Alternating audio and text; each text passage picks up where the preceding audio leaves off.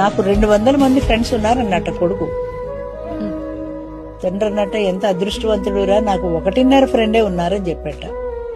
1.5 అదేంటి? అదే మరి 1.5 ఫ్రెండే ఉన్నారు నాకు, నీకు 200 మంది ఉన్నారు, ఎంత అదృష్టం అంటే.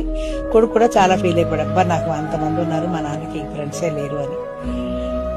సరే అప్పుడు తండ్రి అన్నట్ట, అయితే నేను ఒక పని చేస్తాను, నేను చెప్పినట్టు నువ్వు చెయ్యి, ఒక పందిని చంపేసి మూట కట్టేసి ఆ మూట తీసుకుని నీ ఫ్రెండ్ ఇంటికి వెళ్ళి నేను ఒక మనిషిని హత్య చేశాను, ఇదిగో మూటలో పట్టుకొచ్చాను, తిరుగుతున్నాను, పోలీసులు నా వెంట పడుతున్నారు, నాకు ఆశ్చర్యం అని అడుగుతున్నాను అన్నాడు. సరే వీడు పందిని చంపేశాడు, మూట కట్టేసి తీసుకెళ్లాడు. వాడిని అడిగాడు, నువ్వు అక్కడే నిలబడి లోపల రాకని వాడు బయటకి ఇంటికి తలిపేసుకున్నాడు. Friend, present friend. అలా 200 ఇళ్ళు తిరిగాడు, 200 మంది ఇళ్ళు బయటకు పంపేశారు వాడిని. ఒక్క ఫ్రెండ్ కూడా వాడిని ఆదుకోలేదు. 200 మంది ఫ్రెండ్స్. అప్పుడు తండ్రినట, నా 1.5 ఫ్రెండ్ లో ఆ అర ఫ్రెండ్ ఇంటికి వెళ్ళు, నేను అడ్రస్ ఇస్తాను, పలానా ఆయన కొడుకునే అని చెప్పు అన్నాడు. సరే వీడు అర ఫ్రెండ్ ఇంటికి వెళ్ళి నేను పలానా ఆయన కొడుకునంటే, ఓ నువ్వు నా ఫ్రెండ్ కొడుకు, రా కూర్చో అన్నాడు ఆయన.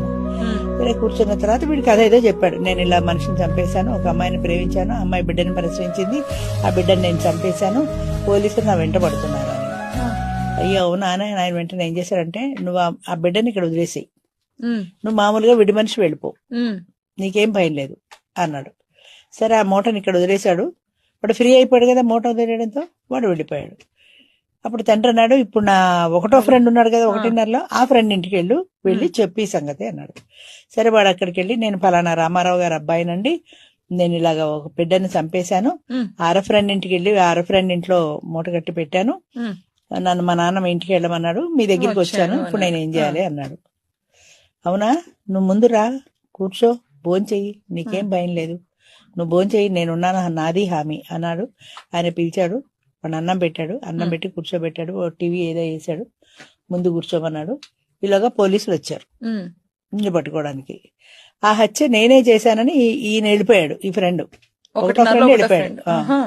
నేనే చేశాను ఆయన ఒప్పుకొని ఈ నేరాన్ని ఆయన ఎత్తి మీద వేసుకుని ఆయన వెళ్ళిపోయాడు. అప్పుడు వీడు అనుకున్నాడు, 200 మంది ఫ్రెండ్స్ ఉన్నారు నాకు, ఒక్కడు నాకు ఆశ్రయం ఇవ్వలేదు, మా నాన్న ఫ్రెండ్ చెయ్యని నేరాన్ని కూడా ఆయన ఎత్తి మీద వేసుకుని ఇలా చేశాడు అని.